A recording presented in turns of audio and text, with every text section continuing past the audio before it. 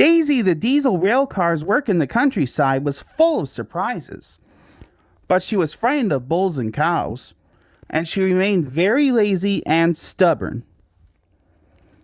One day, Toby brought Henrietta to the station where Percy was grumpily shunting. Grumbled Percy. Replied Toby. The drivers and station master agreed. Percy had never been to the quarry before. He began ordering the freight cars about.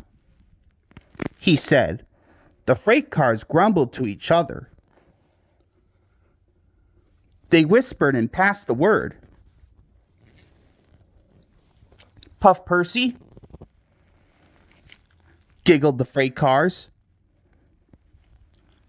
But they followed so quietly that Percy thought they were under control. Suddenly they saw a notice ahead. All trains stopped to pin down brakes. But before you could check them, the freight cars surged ahead. They cried. Whistled Percy. The man on duty at the crossing rushed to warn traffic with his red flag, but was too late to switch Percy to the runaway siding. Frantically trying to grip the rails, Percy slid into the yard.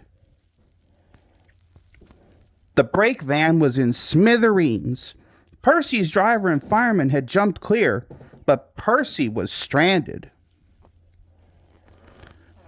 Next day, Sir Topham had arrived. Toby and Daisy had helped to clear the wreckage, but Percy remained on his perch of freight cars.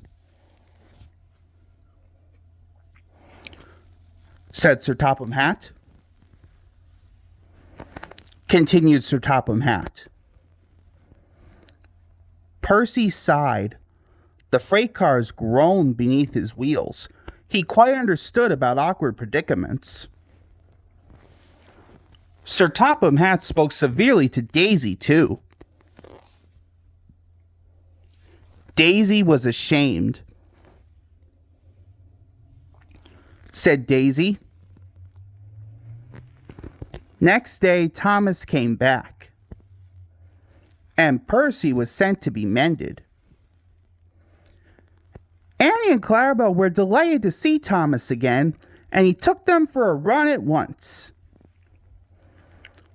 All are now friends, and Toby has taught Daisy a great deal.